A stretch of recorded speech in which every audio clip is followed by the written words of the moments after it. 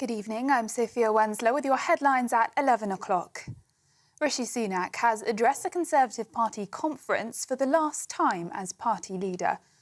The former Prime Minister apologised for the general election loss and joked about Sir Keir Starmer's ongoing gifting controversy. It's such a hot ticket, I'm surprised that Keir Starmer hasn't asked somebody to buy him one. Now, I want to start by saying thank you. Thank you for everything that you do for our party and the support that you've always given Akshar and me. You all worked tirelessly during the election campaign, and I'm only sorry that I could not deliver the result that your efforts deserved. And as you know, this is my final conference as leader. A new leader of our party will be announced in just 5 weeks' time. Earlier, the conference kicked off with Tory leadership hopeful Robert Jenrick criticising rival Kemi Badenoch for saying maternity pay is excessive. Mr Jenrick responded to the comments, saying that the party should be firmly on the side of parents. Following backlash, Miss Badenoch later said on X that, contrary to what some have said, she does support maternity pay. All the leadership hopefuls, including James Cleverly, Robert Jenrick, Tom Tugendhat and Kemi Badenoch, will be making their case to be the next leader of the party. Now, in other news, Israel says it has carried out large-scale airstrikes against Houthi terrorists in Yemen. The latest strikes come as Israel carried out more attacks across Lebanon and terrorist group Hezbollah fired more rockets into northern Israel. Yesterday, Hezbollah confirmed their leader, Hassan Nasrallah, was killed in airstrikes in southern Lebanon. Israeli Prime Minister Benjamin Netanyahu says Israel settled the score with Nasrallah's death. A man arrested on suspicion of gross negligence manslaughter after an 8-year-old boy was shot dead at a farm has been bailed. Cumbria police said they were called to reports of the boy being injured by a firearm on Saturday. He was taken to hospital and sadly died overnight, having suffered injuries to the head and face. Officers are continuing to investigate the circumstances of the boy's death. To European politics now, where Austria's right-wing Freedom Party has topped the country's national elections after pledging to close borders and end support for Ukraine.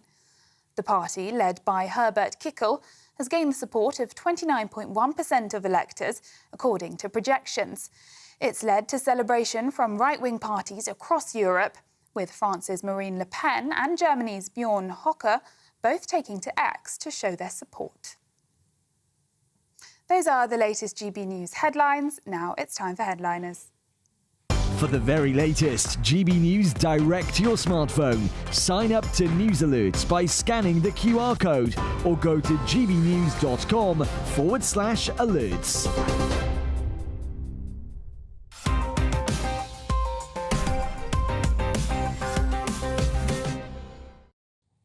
Hello and welcome to Headliners, your first look at Monday's newspapers. I'm Simon Evans. Joining me tonight, we have one-man comedy drama, Lewis Schaefer, and someone to feed him his lines when he forgets them. That's Nick Dixon. That's the dynamic we're working with this evening. I feel I'm a lot more than that. I think you are too. Absurd. Yeah. I'm too low. Prepared than I get credit for. You're no longer a comedy drama. You're like a gritty narrative these days. Gritty narrative, yeah. Like with his gunshots and dirt. Yeah, you know, and proper like all night studying the green screens and unpicking the threads that the presidential conspiracy has attempted to keep concealed. I just want to, just for full disclosure, all my opinions and jokes tonight are donated by Lord Ali. Are they? Yeah. Just sort of. Have you also been put up in his penthouse? Of course. Yeah. Yeah. Enjoyed a few sleepovers. It's the shape of my family. It's different to some family. You don't have a teenage boy that needs peace and quiet. Exactly. No, let's not go down that rabbit hole. Anyway, let's have a look at the front pages. We have Daily Express kicking us off. Cruel winter fuel cuts will cost the NHS £169 million a year. Still leaves them in profit. The Daily Mail, Boris, Macron wanted punishment beating for Britain over Brexit. That's his memoirs that are coming out and being serialised. The Eye, Israel targets Iranian weapons network in Yemen after wiping out Hezbollah leaders. The Sun, Annie tells Kyle, give me £15 million to stay. The Telegraph, Badenoch sparks Tory splits over maternity pay costs. And finally, the Daily Star. Invasion of the killer fungi. Dead man's fingers and death cap mushrooms surge across Britain. Those were your front pages.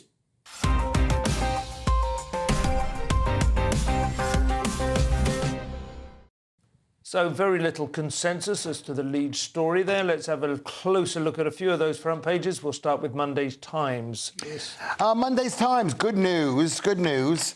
Israeli tanks at border as Lebanon braces for battle.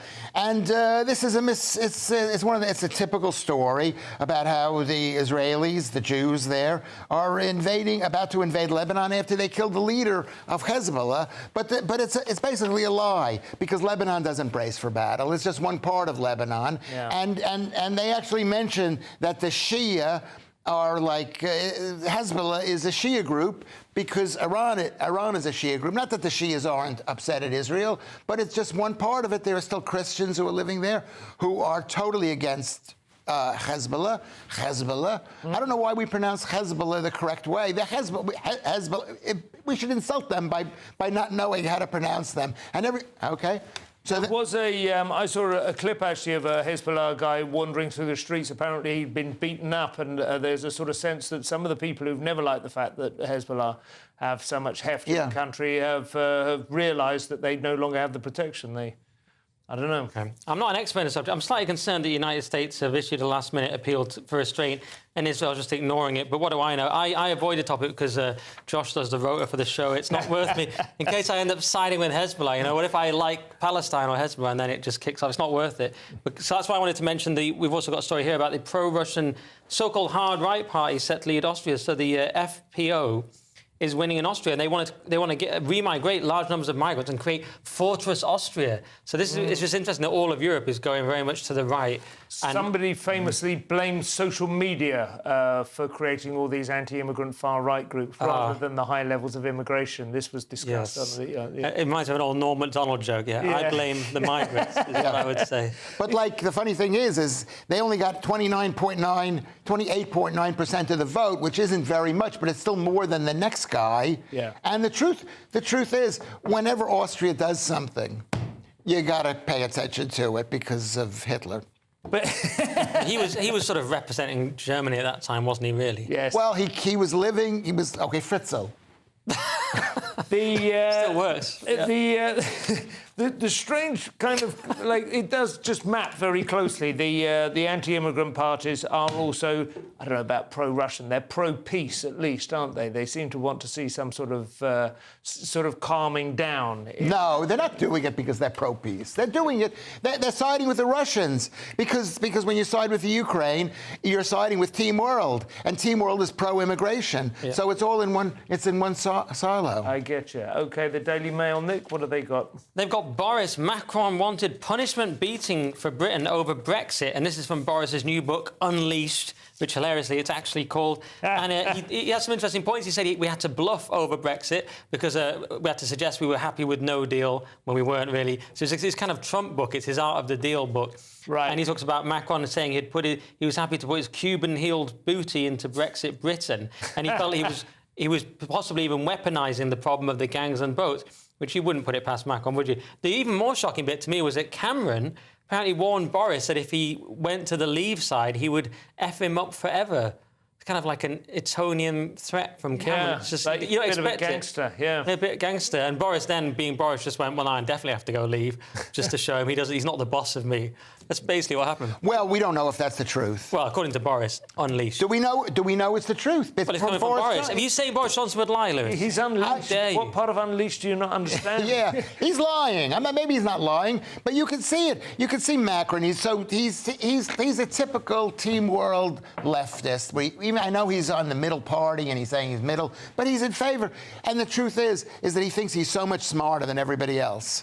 And he does. Does he? Yes, he does. Look at the picture of him. Look at he's sitting there saying, "I am." Do you think his wife is a woman? I just want to get the GB News official view on it. It depends. I know how it is in these situations. It depends on how you fantasize it. I'm pretty sure I remember that photograph is the one where Boris Johnson famously put his feet up on a sort of footstool that wasn't supposed to have your feet on it or something, wasn't it? That was a little controversy at the time. That's why Macron wanted to get revenge. Yeah. He's looking at Boris. You can see in the picture, looking at his feet. He's been going, slighted by Boris's unpolished heels. Quelle surprise. What have we got now? The Express, Lewis. What are they? The Express, cruel winter fuel cuts will cost the NHS 169 million a year because the Express is anti Keir Starmer and those people. Thank God somebody's anti the guy. And it's a co-payment policy, which everybody got £300. And they're saying if when they take away the £300, 262,000,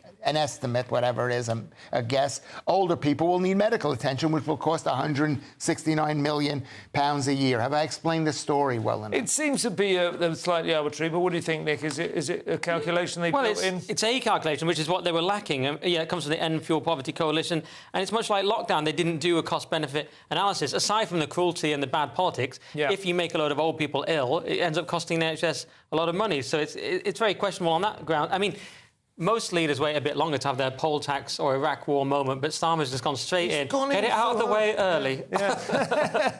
Do you think they could at least send around some blankets or something? I don't know. There doesn't seem to be any kind of mitigation at all, does there, of charities suggested anything? We should do a fundraiser of some sort, I feel like. Well, I've said this many times on this show and many times everywhere else, is in Israel, when Israel was Israel, not the way it is now, the doctors went on strike and the hospitals were all closed and the death rate went down. Interesting. You know, the NHS...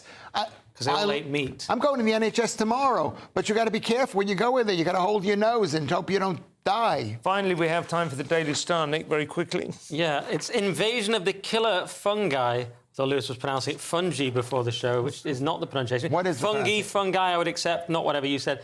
Dead man's fingers and death cap mushrooms surge across Britain. So these are mushrooms that are surging and they're very bad. And there's another story on the side, Evil Ghosts Chewed Me, which I couldn't find, but the mind boggles. And, of course, and Spurs are beating Man United and Ten Hag's in trouble. I'm going on to those other stories because I don't have that much mushroom material. I just want to know whether the killer fungi are only killer if you eat them, and if you eat them, you're trying to get high, if you look at them, you can't even look at them. Yeah, instantly you become blinded. Yeah. But the truth is, fungi are not vegetables. No, they're not. They're not. They're a sort of... They're fungi, they're like fungi. Meat, aren't they? They're closer to a meat, apparently. Well, they're in between a meat and meat. Yeah. You should... Tell Lewis. I would strongly recommend you investigate. Just make sure you don't read any books or anything about it, because they're full of paranoid propaganda. That is the front pages. Coming up, we have Kemi and Rob clash over immigrants, a new non-aggression pact for the Tories, and Keir's reaction to Rosie Duffield. We'll see you in a couple of minutes. This is GB News, Britain's news channel. Sports broadcaster Gary Lineker is to cut his pay for Match of the Day.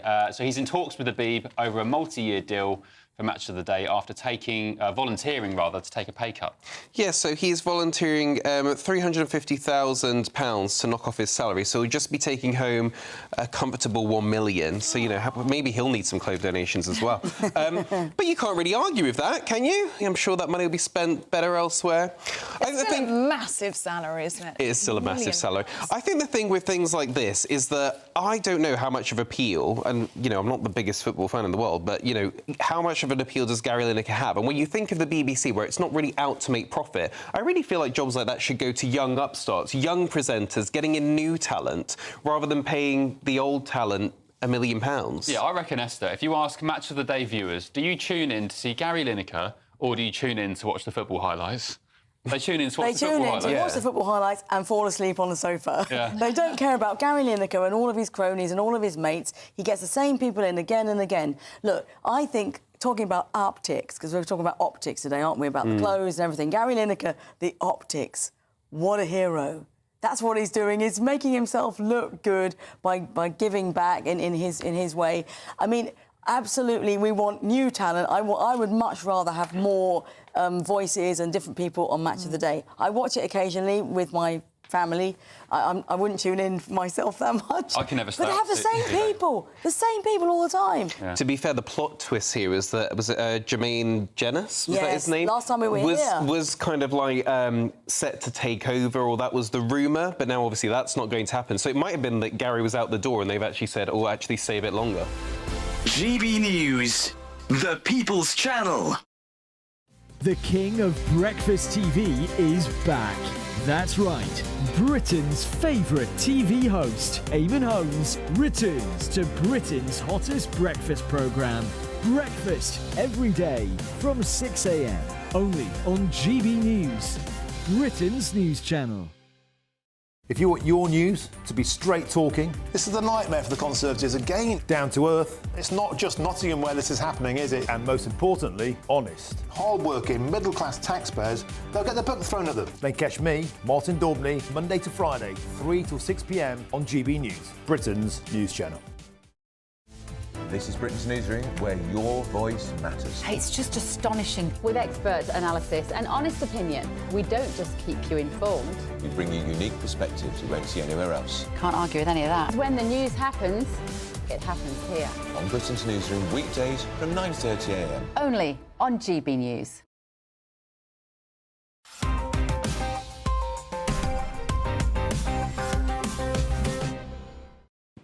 And welcome back to Headliners, your first look at Monday's newspaper. So, Lewis, we have the last two Tory leadership hopefuls sparring over quality versus quantity, but sadly, they're not talking about restocking the House of Commons cellar.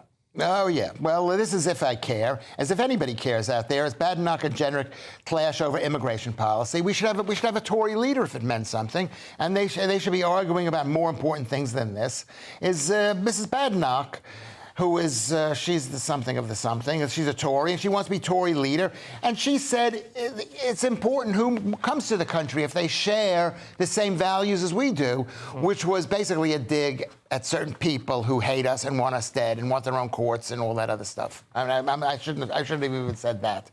And then the other guy, or one of the four other guys, Jenrick, said that numbers also matter, and it doesn't quite matter who comes into the country. It's just the numbers.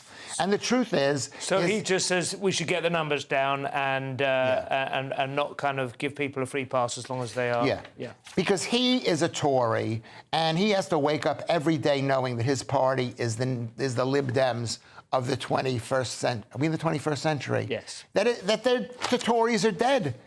I'm waiting for one of these people, whoever Tootin had and the other guy, cleverly, to stand up and say something that isn't bog standard from the last 5 years. Someone's going to, be way more reform than reform. Because if it's not more reform for reform, reform is formed. Well, we have a discussion coming up about the possible collaboration, but what do you think, Nick? Is this radical enough? Still trying to unravel what Lewis was saying. Well, yeah, I like that there's a sort of arms race for who can be more anti-immigration, because that's good. And even Farage is in danger of being outflanked by Jenrick, because Farage was a little bit woolly on it in his interview with Stephen Edgerton for GB America. Yeah. I noticed. So this is all about Kemi's interview with Laura Kuenssberg on BBC, where she said a very normal point that not all cultures are equal, and then a BBC actor was shocked, and she's just saying that she believes in West... Did the BBC act shocked, or was that the online? I saw a lot of social media. Well, Laura Kuenssberg has a question her in this sort of BBC way. What she was saying was completely obvious. Yeah. She said, I'm not a cultural relativist, I believe in Western values. Completely normal until about 10 minutes ago, but now it's like a shocking statement. Yeah. And... No, she made that other strange statement that we keep bringing in people who hate Israel, which is bad, but what about people who hate Britain, some people say? That's even worse. That's even worse. Yeah. And so it's completely normal. She just said, look, it's not equal. Some cultures want to stone gay people to death or whatever. They believe in child marriages. So, you know, the left runs into this problem because they suddenly worry about women's rights, but they want to say all cultures are perfect and equal, which... It's just obviously not true. And I saw one or two accounts online saying, oh, this is, again, redolent of 1930s Germany, you know, and you go, well, was that a culture that you think was as good as British culture then? 1930s Germany, was that okay? Right, and we fought them. But at the end of the day... We did fight them, famously. We fought them. At the end of the day... if I were British, I would want somebody. My kids are British. I want someone fighting for England. Who's going to fight? And not even Scotland or Wales if they want to go in there. Just England. And even worse, fighting for London. And even more, fighting for Nunhead. No, London's Team World. Yeah, just England. Just England. Against London. We have to fight. English people, not people who speak English. English people have to fight for England. And there's nobody in the Tories doing it. Sorry. That's OK. We'll stay with Kemi and The Guardian, Nick, trying to tease out exactly how much she hates children, mothers and families. Yes, maternity pay is excessive, says Tory leadership hopeful Kemi Badenoch. And, again, it's an attempt to sort of skewer Kemi. She didn't really say anything that bad. Remember, she has a master's in engineering, so she's very logical, she's very smart. Yeah. Doesn't always... Maybe her weakness might be that she doesn't always realise how it's going to come across politically and the sort of cheap headlines people are going to get. And Jenrick's been able to pounce on this and say, well, I'm very pro-family, I totally believe in the family, as if Kemi doesn't have kids as well, so it's a bit silly. What she's saying is there's too much regulation for businesses. She's saying statutory maternity pay comes from taxes and sort of that needs to be looked at. And she's saying, look, in the past, we still were having more kids and we didn't have maternity pay at all, so there must be another answer, and that's all reasonable. The problem is, when you've got low birth rates and when you're in the Tories and you're meant to be pro-family, you get a headline that makes it seem like you're anti-maternity pay, which she stresses that she's... There's no evidence, I don't think, is there, around the world that improving maternity pay, improving those kind of offers has actually managed to reverse the decline of birth rates and so on, but I guess they've got to try everything. Well, it's like you give people money for having a baby, and the next year they might push up having a baby, from what I've heard in some of these places. But the point is we need someone who's going to say, we want English kids in this country. We want English kids. And I think she, in this side, first of all, the left silo is just for giving money away. There's no more money. There's no more money just to give it away. And the truth is, if you want to have kids, you find a man who's going to be nice to you, and you stay home. Part of what she's trying to say, I think, in her original comments was to do with the idea that businesses should be allowed to make their own decisions about this, right? Yeah, correct. She just wants businesses to have more freedom, so you don't regulate them into oblivion. Yeah, which I think seems reasonable, because some small businesses obviously have a lot more dependency as well on certain, individuals. Get back to work and bring a baby and put it in a creche or something, That's some individuals, but then there are other individuals who like say, you don't want to come in tomorrow because you're going to baby. I was a primary care. I remember that. You remember that, and it's so important. It's so important. But we've spent the last 70 years telling women that they've got to go to work, and I'm a feminist. I think they should be allowed to just be mothers. They should not even allowed. They should be prevented from working. I didn't want to say it. I'll let you say that. That's shocking. We have fans of Molotov and Ribbentrop excited to see the latest development now between Reform and the Tories. This is in the Daily Mail. Oh, my God, thank you. This is story number 7 in the Daily Mail. Does it say Lewis on it? It says Lewis on it, yes, that's my name. The Reform and Conservatives urge to consider, quote, non-aggressive pact to oust Labour at the next general election, which is a fantastic story. It doesn't mention who the people are who said this and where they were. Yeah. It says nothing. It says it would be nice if Conservatives and Labour got together. But Reform, whatever they are. Conservative and Labour have a non-aggression pact. That would be... It's called the Uni Party. But the truth is that the Tories are the Labour Party, basically, with slight differences. We need a real Reform Party, somebody who is going to fight. And the worst thing about that... Donald Trump, basically. Like Donald Trump. Somebody just shot you. I was told by my son not to say kill, kill, kill. And, yeah, that seems sensible. Don't say that on national TV. Can I just say, this guy, supposed guy, we don't know the name or anything. It's just they said that the two parties should copy an alleged private agreement between Labour and the Lib Dems at the general election. Yeah. Is like, no. There should be no. We need someone to stand up who's an actual English citizen, not Louis Schaefer, who says, I want to fight for England. What do you think, Nick? It's hard to follow that, but I think it is necessary, because if they're going to have any chance of winning and neither one's going to back down as a party, then, of course, they're going to have some sort of pact. Yeah. Difficult for Farage, because he's repeatedly said he'll never do it. He did it in the past, and that was bad for him. Yeah. So it's going to be difficult, but they have to do something like that. Well, they don't have to. They got a huge number of votes in the last election, 5 seats to show for it. That's obviously absurd. If they had combined, the Tories might very easily have... As Trump said, you get the votes, but you don't get the seats. Very strange system. But what would have happened if they had combined? They would have gotten the Tories, who are I hate to say it, they're horrible. I know most of the people out there who are watching it probably voted Tories. No, I think you've got a reform audience. You know, they have to listen to you, but they're not going to win at the moment, are they? I mean, we're several elections away from that. We don't know if they're not going to win. We don't know. I'm more reform than Tory, but I just want to get rid of Labour because I can't stand any more Starmer. Don't you just want to get rid of Labour, though, Lewis? No, we need to have... yes, of course, but you only get rid of Labour when there's a real replacement. That's a because Starmer's coming for you. He told got to move on now to the Independent. Yeah. The Independent gentleman, Nick Starmer has reacted to Rosie Duffield's accusations of avarice, which are likely perhaps to get him dislodged more quickly than actual more serious policies, it seems. Yeah, I'm not sure if it's a direct response or not, but it's Starmer tightens rule on gifts and donations after Rosie Duffield's avarice accusation. And really, they've just sent out Pat McFadden, who is currently Chancellor of the Duchy of Lancaster, which I know Americans love all those titles. That's why I said it for you, Lewis. I paid $10 for mine. Oh, good. But I knew that wasn't real. So he's blaming the Tories, classic. He's saying there was a Tory loophole that used to be, if you were the minister, you didn't have to declare your freebies, but the opposition would have to. And he's saying he's getting rid of that. So he's basically saying it's all somehow the Tories' fault.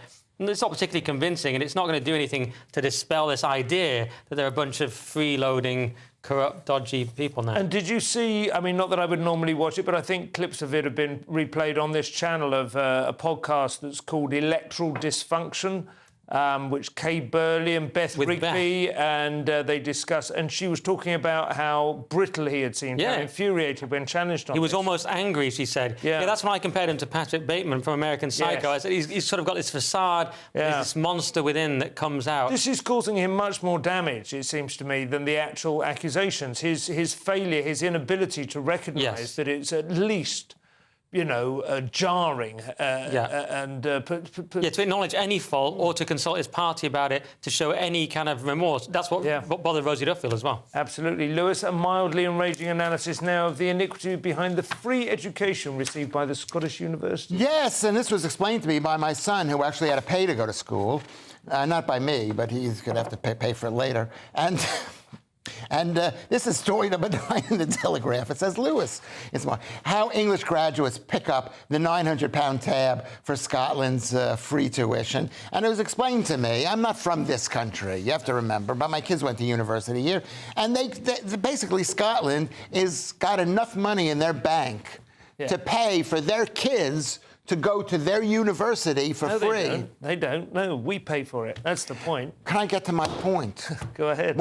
The next step is, where do they get the money from? Thank you. I like the idea they got it in their bank. No, it wasn't in their bank, but I'm saying where do they get the money from? It comes from Britain under the plan. England. It comes from England, exactly, which is why England's got to say enough of these Scottish people. Put a wall up there and stop them from coming over. It's shocking stuff. I mean, this thing, the median... So you end up paying back... There's a different rate. English graduates repay 9% of their annual income once they earn over $27,295. In Scotland, the threshold is $31,395. What this means is that if you're English, you'll repay $43,000 just over 30 years. And in Scotland, you'll pay just over $18,000. I know. So there's all these bizarre rules. We're just giving them money, and they hate us. I mean, they're like the spoiled teenager resenting its parents. Which is us giving them a load of money. Well, that is it for part 2. Coming up, we have Queen Rowling on Rosie's back. We have the Pope challenged on his conservative views and the devaluation of PTSD. See you in a couple of minutes. Hello, welcome to your GB News weather update from the Met Office. It's going to be turning increasingly unsettled as we go through this evening and overnight. Heavy spells of rain, but something a little bit drier as we go midweek. So we've got an area of low pressure that is going to bring in some strong gusty winds as well as heavy outbreaks of rain. There is a squeeze in those isobars as well. So there is a Met Office wind warning and also a rain warning that comes into force as we go overnight. So heavy spells of rain across southern counties into Wales and into the Midlands. Cloudier skies further towards the north, still with some outbreaks of rain here. Lows of generally 10 or 11 degrees. Quite a mild start to Monday morning, but a damp start out there. Heavy spells of rain and still some strong winds, especially along the English Channel. And that heavy spell of rain will continue to push its way northwards, affecting southern parts of England into Wales as well. Northern Ireland also seeing a cloudy start with outbreaks of rain. Rain a bit patchier further the north you go across Scotland, and we may even see some brightness towards the far west. But really a messy picture out there on Monday morning. We have got various weather warnings in force for heavy spells of rain that could lead to disruption and also some flooding. So that rain stalls across northern parts of Wales and across the Midlands into parts of Lincolnshire and Yorkshire as well. Elsewhere, largely cloudy but turning drier towards the far south. Highs of up to 17 or 18 degrees.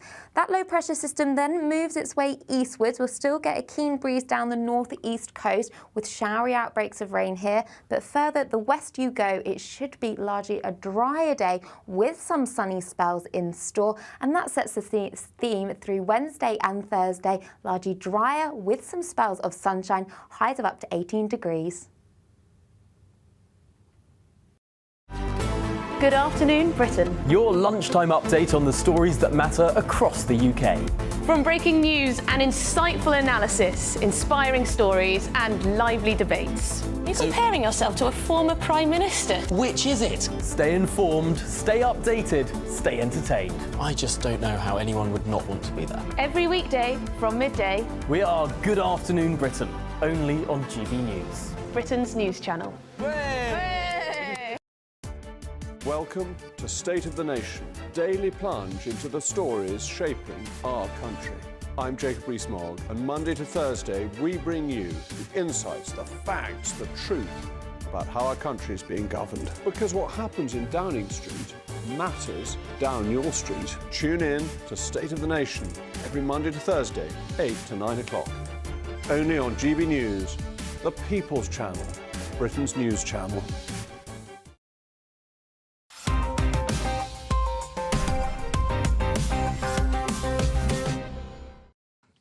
And welcome back to Headliner. So, Nick, we have the Queen of Scotland now. She's come to the aid of the recently whipless Rosie Duffield.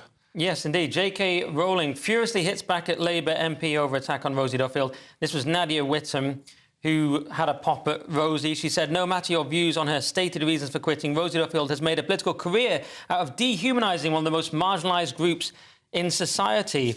I don't know who's Keir Starmer's family. She meant trans people, presumably, but it seems a bit harsh on old Rosie there. So J.K. Rowling hit back and said Rosie Duffield was one of the few female Labour politicians with the guts to stand up for vulnerable women and girls, while self-satisfied numbskulls like you fought to give away their rights and spaces. TLDR, keep her name out of your mouth. Which was kind of like the boom, the punchline. So that was Will Smith slap. The slap indeed. That was pretty cool. So basically, as I always say about Rowling and people like Rosie Duffield, they're wrong on almost everything except this issue, and they do have great integrity. They have integrity. They've got their views, so it's good to see. And Rowling can write a tweet. She is pretty good at it. And she can write books as well. Yeah. But you know, I always don't get too carried away because I know they're all still sort of lefty feminists who are wrong on everything else. This is true, and they all still ignore the fact that trans movement grew out of feminism, grew out of being of complaining that gender was just a social construct and that everything was. That would be my take. There were certain people get very angry when you make that argument, but I do think it's quite interesting saying that Rosie Duffield has made a career out of transphobia or gender criticism, whatever you want to say. I mean, she's an MP. She did an MP thing. She has suffered a few serious setbacks and humiliations when the party failed to stand by her, but she has not been a campaigner on this as a sort of professional platform. She's been an MP. And she won in her seat, made it a Labour seat for the first time, and won very impressively. She didn't do that on just bashing trans people, did she? No, it's not realistic. Fairly minor, and it wasn't mentioned at all in her resignation letter. But go ahead, what do you think? Well, you know, the whole trans issue, people think that silence. It's two teams, and the trans is on that team, and people believe if you're against trans that children are going to die, that trans people are going to die, and that you're a murderer, and that's what she's accusing Rosie Duffield about. But the truth is that Rosie Duffield doesn't have her own silo, because the other silo is against what Rosie Duffield stands for, and it's against You think she's going to end up in Reform? Some people think. Well, you know what? That's the only place she can end up. She says, "I'm going to fight for women." The fact is that she was fighting over the child benefit, right? Yeah. And the child benefit, it doesn't help British people. It's just giving more money to women, and it's not even giving money to, like, British women. Lewis, the doctrine of papal infallibility seems to be subject to certain caveats these Well, days. this is another one of those things. This is story 11 for people who are keeping track. Another one of those things. The Daily Mail. People actually love that I said it's story 11 because we do 19 stories, and if we're lucky, we do less. Too many. It's way too many. It's way, and we have to read them. After 4 or 5, you zone out. Because it's not that interesting, really. No, he likes it. He likes it. Simon likes it. You could like it. Try and address the story. That would be. The story is Pope Francis is slammed for saying it is bad when the woman wants to be the man, and she's right. Women aren't. Usually, they can be, but they aren't very good men. And men. What does he mean by that, though? He's not talking about. He means the boss, you know, like in the 60s. Like He means being the man, but he also means trans things. He doesn't like the idea that women. And he was speaking at a Catholic university, which he's the boss of, really. I think he's the boss. He's speaking at Catholic university, and they denounced him pretty much, didn't they? They went, well, the Pope can have his views. I'm like, no, hang on, I don't think you've done the reading here. Yes, exactly. That's so funny because it's not the views. He's the Pope. He's never wrong. If he says I'm never wrong, you gotta listen to him. The truth is that he's said something which he should say. You want the Pope to be against You should be conservative. Yes. Yeah, well, they say that we can see that he's separating the roles of women and men in society. That's a terrible thing to do, Lewis. There's got to be one big blob, amorphous blob. And he actually put above, doesn't he? He said that Mary was welcoming... he went on about how that women... He says women are better. He literally says they're better. No. He says this is why women are more important than men, but it's bad when the woman wants to be the man. I mean, that's incredibly reasonable. But they're like, no, it's not good enough. We just have to be one big blob. It certainly won't get them, I suppose, more candidates for their university, will it? Because they're not teaching women how to be maternal in the university. That's not... And it's in Belgium, you know, and it's that's the biggest problem. And that's the biggest problem. They got some weird stuff going on in Belgium. You know about them. I'm a little conflicted on this next one, Nick. I don't know about you. BBC licence fee prosecutions to end, but for bad reasons.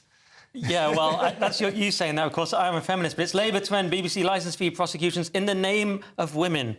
I think that was a U2 song. And, the idea is that it unfairly penalises women. Now, it is slightly annoying. I see what you mean. The licence fee has to go. But the idea that we only care about it because of women, you know, you can abuse any number of men you want. But it is a ridiculous thing that women end up in prison because of this absurd anachronistic... If they really do end up in prison, I mean, they're fined, aren't they, initially, I suppose, and then they... Well, it was Sherry Blair that was saying they end up in prison. I mean, a third of all... Well, whether they end up in prison or not, I don't know, but it's a third of all female convictions are for not paying their TV licence. That's madness. Actually, she didn't say in prison, she just said that. So... Oh, no, she did say that. Anyway... I'm turning into Lewis Jacob. There's no statistical gap given in the story between the number that get prosecuted and the number that actually end up in jail. But and they end up with this bizarre compromise where they end up saying that they don't want... There's been a conscious effort to reduce the number of prosecutions, but they still need prosecutions, otherwise there is no system. So what are they doing? We'll just 1 in 5. Like, what's the rule? They obviously just need to scrap the thing. It's a complete joke. Well, it's in a very terminal state now, isn't it? But I personally, I think it'll be a sad day when it is scrapped. Well, you do, but I think there are people out there watching it, and I think it's the greatest source of evil in this country, is that when you have to pay for your own propaganda, it's bad enough that you're being propagandized by the BBC, which is not part of this... of our silo, that you have to pay £169 for this rubbish. Some of it's good, but why should you have to be forced to pay? And a lot of it is horrible. And the fact is, we've been lied to. I don't know how many conversations I have with people about the BBC. You don't have to pay it. You don't have to pay it. But they're suing 1,000 people a year. But they're saying, well, no one's going to jail because they didn't pay for this. No, they went to jail because they didn't pay for the fine. It's trickery. Right. BBC...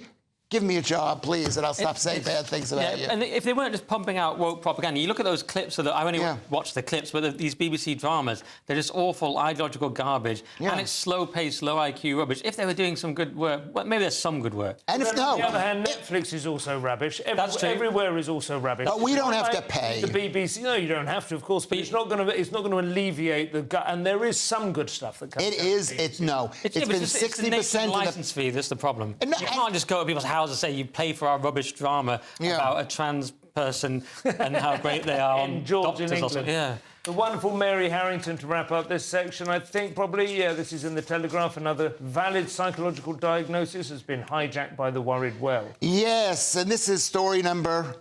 13? 13, yes, in the Telegraph. Louis. You know what comes. So this is like a Guardian story. PTSD, which is post-traumatic stress disorder, has been hijacked by the happiness industry, and it's coming for your children. Basically, it comes from being shot in the head a few times or near the head, and it can make you crazy. And they're Is saying, that what happened to you? You were yes. shot near the head. Well, that was the point. Yes. Missed again. Well, you don't know my family. If you see, you know, my parents are crazy. Most parents are crazy. It's the English. It is heritable. Carry on. Yeah, and it's like Donald Trump got shot in the head, and he was it was a slightly different person when he came out of being shot in the head. And they're saying that this is affecting children. Everybody has this. We all have it. Why is it news? Well, the idea of the happiness industry is absolutely true. Thomas Saz in 1963 coined the therapeutic state. Yeah. This radical expansion of making you have a mental health problem and then the government can cure it for you with this sort of merging of mental health and politics. And that's where we are. We've all noticed it. PTSD, a bit different. It does seem to be genuine and universal. You've seen horrific things in war and it's messed you up. And as they point out here, it goes all the way back to the Herodotus and talking about it. So yes, that seems to be a real thing, but there's a distinction between that and your made-up. And the Lib Dem who said that Brexit had given them PTSD. This is where it came from, isn't it? Is the idea that we've experienced actual mental trauma from the the roller coaster of politics in the last few years. I mean, I will have it from this show and working with Lewis for 2 or 3 years, but that will be genuine. But you can drink. Yeah, gin will cure that level of PTSD. But no, I'm on his side. I understand. It can, you can get trauma from so many different things.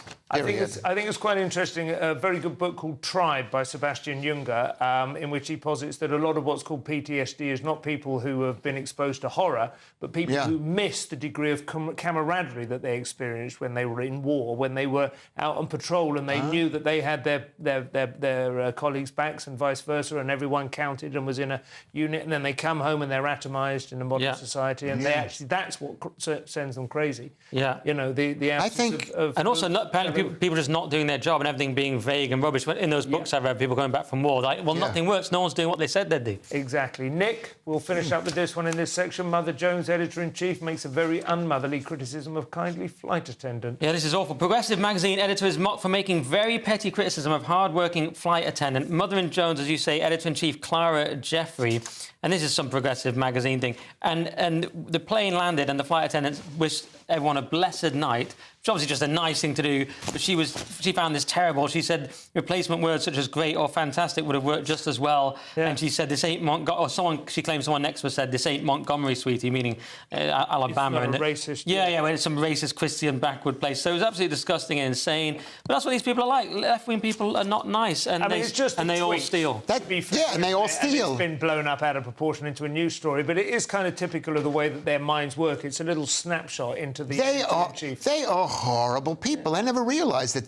The left think they're better than everybody else, so it's okay for them to get £100,000 worth of stuff for running. And it's interesting, the words that she uses as the alternatives to blessed, you could have said great or fantastic. These are all euphemisms. It's not fantastic. Fantastic means, like, literally the stuff of fantasy. Right. She just means nice, good, calm, But those words themselves also and by the way, of course, they unearthed many tweets of her saying blessed, God bless you, and all this stuff. People use it all the time, bless you. It's the left. The left are elitist, and right now in America, the FBI was going after Catholic churches. So there should be a fear of people like this. And when we win, they will be hung upside down on inverted crosses. Don't give it away. That's part 3 in the can. Coming up, we have the huge lawsuit against Netflix, as mentioned earlier, the warnings against nurseries, and colour-coding your bookshelves. Is it for losers? We'll see you in a couple of minutes. Is that the plan? This is GB News, Britain's news channel. There's a huge financial and mental strain for parents, but we have this system now where it talks about they bringing a family member to help, but I don't think that's happening a lot of the time. I think people are having to be off work, look after their child, and often, sorry to say, but their school always calls the mum, and then you have this situation where you have nobody to look after your child. People's grandparents don't seem to want to do it so much, and often family members aren't just down the road. So what we have is no village. And I think it's really important when you have a child that you need that village. Are children getting more sicker than they used to be? Or is it just that we take the odd sniffle a bit more seriously now since 2020? Yes, I do think the odd sniffle can be. I know in my school they say 3 days away, you know, the slightest little thing, and it's like... If you have a cold? Yeah, no, please, go in, yeah. And 3 days off if you have a cold for a child, and we wonder why all these parents aren't at work. I think some of these figures about people who could be working and aren't working, they're not necessarily on benefits, but some of them will be people who, during the pandemic, particularly parents, decided to get a different work-life balance. They quite liked being at home, and they realised the children are benefiting from it. Do you think those people are in these statistics, Annette? Of people staying at home with not working? Who decided to not go back to work of working age? Yes, I think a lot of people don't want to go into an office anymore either. They've had that little bit of freedom and they're like, I'm not going in. And I know employers are trying to get them to go in, but they just want to be at home. They want to be near their children if their children are sick, whether that's the mum or the dad. And also, a lot of people don't live near their office or wherever. They don't want to commute. Train fares have gone up, so they say, well, why should I pay? So you have this whole knock-on effect throughout the economy. GB News, the People's Channel. I'm Christopher Hope. From pop stars to politicians, I'll interview anybody in a pub who's got a political opinion. Join me every Friday on Spotify, Apple Podcasts, YouTube or gbnews.com, or wherever you get your podcasts. This is GB News, the People's Channel. In the GB Newsroom, we bring you the news as it happens. With our team of dedicated journalists across the UK. We're ready to keep you up to date with what's happening every half an hour, every single day. Bulletins here on GB News. The People's Channel. Britain's news channel. Every Saturday, 10 till 12, we'll bring you all of the news that you need to know. We'll also remind you that there is so much to smile about. It's my favourite time of the week. I get to relax, enjoy some light-hearted stories, and let Ellie teach me about fashion too. That's Saturday Morning Live, every Saturday, 10 till 12. Only on GB News, Britain's news channel.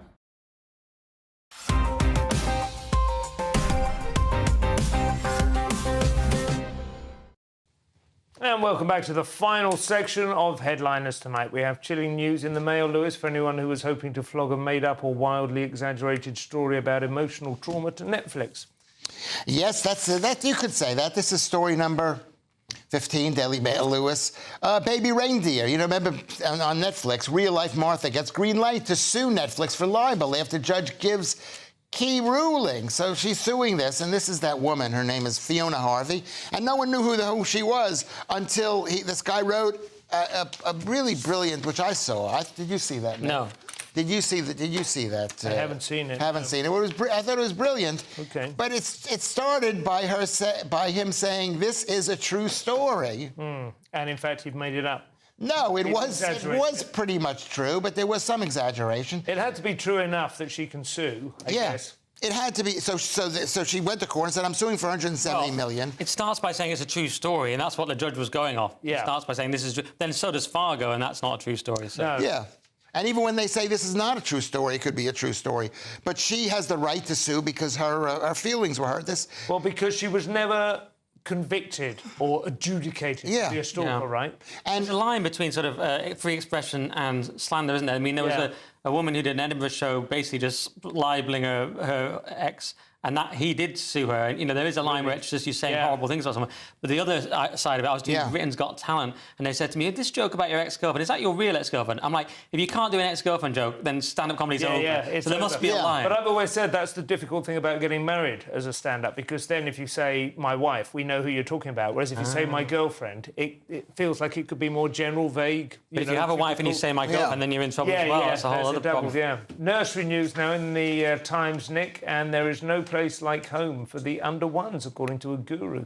Yeah, babies are better off at home than nursery, says Sure Start guru. And apparently this was a policy introduced by Tony Blair. He's just everywhere, isn't he? And Naomi Eisenstadt, a former Labour government advisor, is saying there's this 9-month-old baby who died when she was in a nursery. And so she's saying for under ones, in my view, that care in the home is better than the nursery. I don't understand this topic, but to me it seems obvious care in the home is better. But I mean, it feels instinctively wrong to send your a literal baby to this nursery. Even if the horrible thing that this story mentions, there was a case recently where a child was literally suffocated. But well, the truth is who are the people who support these things? Is that the government makes more money by having babies sent to these things because they make money on the tax dollars, and then babies die, which they don't care about. They don't want babies. They can import fully grown adults to do the work. But they tend to present it, don't they? It's interesting. They tend to present it as a program to enable, young mothers to get back to work as if that's what they're really eager to do. It's going against nature to some extent, isn't it? Well, that's what GB News is all about. Was, I will mention her very specifically. My wife was, I think, shocked and surprised by how much her kind of whole being was screaming at her not to do that. She had been basically told, trained, educated to expect that you could have a baby and 3 months later you would find out some care for it and get off back to work, Well, I agree with that. Saying nature defeats feminism. Well, ultimately, it certainly does, doesn't it? Because it selects for traditional, But here's the news. The news is that Labour wants to put in 3,000 new nurseries because Labour believes this, because Labour hates children, because Labour hates the people of England. They want people working. Lewis, we have a nasty little story in the Express now about another bad apple in the Met. In the Met, this is story 17, Daily Express. I got to stop doing that. Met police. Oh, you said it was funny. It was funny for one episode. I know, it's not that funny. This has been the worst show I've ever done. I want to apologize. It's pretty bad. I apologize. Anyway, it's largely you.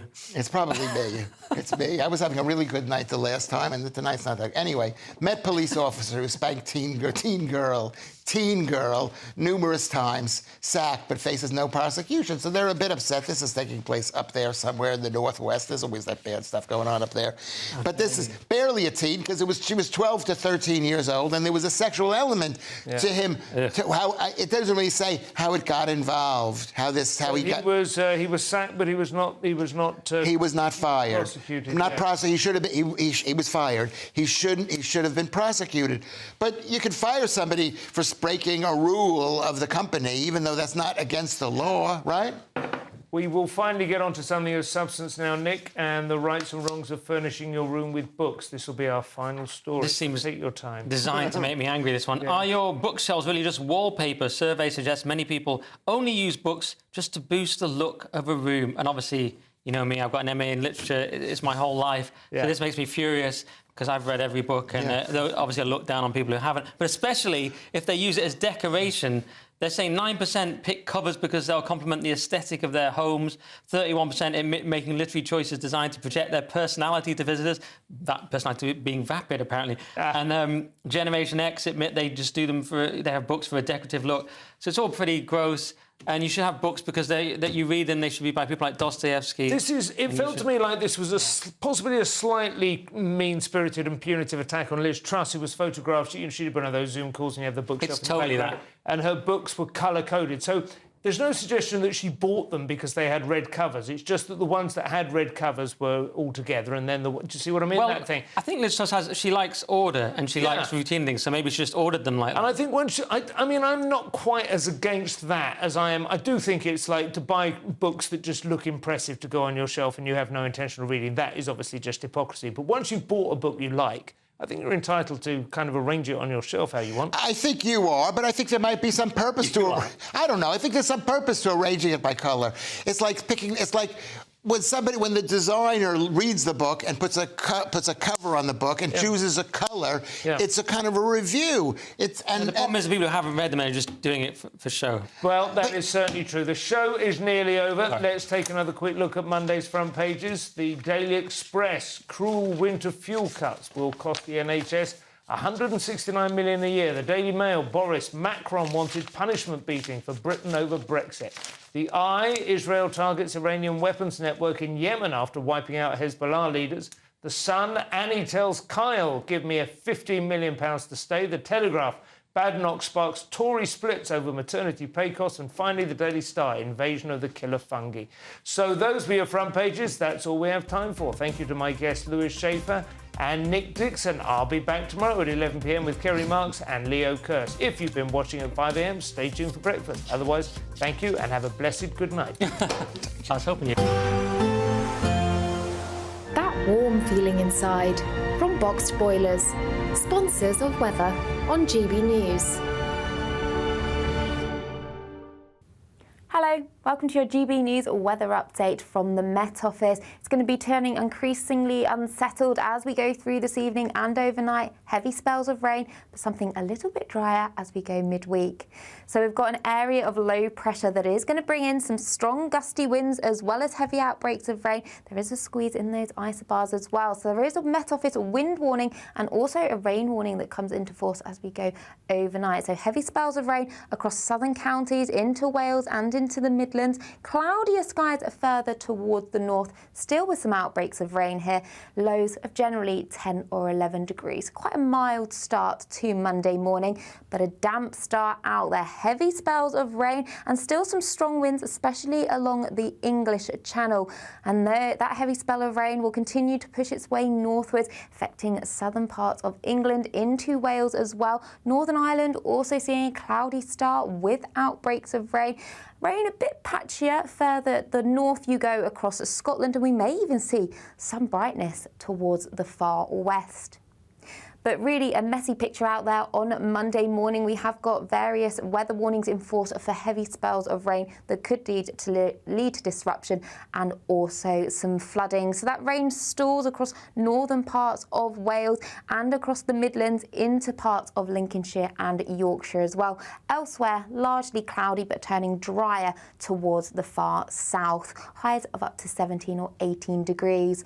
That low pressure system then moves its way eastwards. We'll still get a keen breeze down the northeast coast with showery outbreaks of rain here, but further the west you go, it should be largely a drier day with some sunny spells in store, and that sets the theme through Wednesday and Thursday, largely drier with some spells of sunshine, highs of up to 18 degrees. A brighter outlook with Box Solar, sponsors of weather on GB News.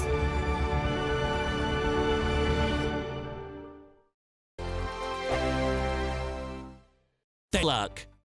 It's Patrick Christie's Tonight, and here we do things differently. It's explaining the absolute madness of this, doesn't it? It's explosive. I mean, this is very good. It's lively. 850. Your government sat there, Sean, and it did nothing. It's controversial. And the Middle East has been in turmoil since before I was born. It's everything you need to kickstart your evening. Everyone's had their Weetabix tonight. I love to see it. That's Patrick Christie's Tonight, weeknights from 9 p.m. Only on GB News, the People's Channel, Britain's news channel. Mark Dolan Tonight is your weekend dose of news, debate and entertainment. This sounds like a wild conspiracy theory. Don't miss My Big Opinion. Mark Meets at My Take at 10. Democracy is a funny old thing. And we don't do boring, not on my watch.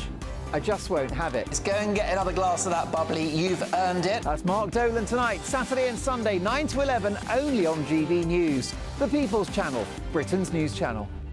Join me, Camilla Tominey, for a frank and honest discussion with those in power that cuts through the spin and gets to the heart of the issues shaping our nation. You haven't confirmed that you want to stand as leader, but you haven't ruled it out either. This report basically says that he's not fit to stand trial. Is he indecisive? Incompetent? I deliver the dose of reality Westminster needs. That's the Camilla Tominey Show at 9:30 every Sunday on GB News, the People's Channel, Britain's news channel. Good afternoon, Britain. Your lunchtime update on the stories that matter across the UK. From breaking news and insightful analysis, inspiring stories and lively debates. You're comparing yourself to a former Prime Minister. Which is it? Stay informed, stay updated, stay entertained. I just don't know how anyone would not want to be there. Every weekday from midday. We are Good Afternoon Britain, only on GB News, Britain's news channel.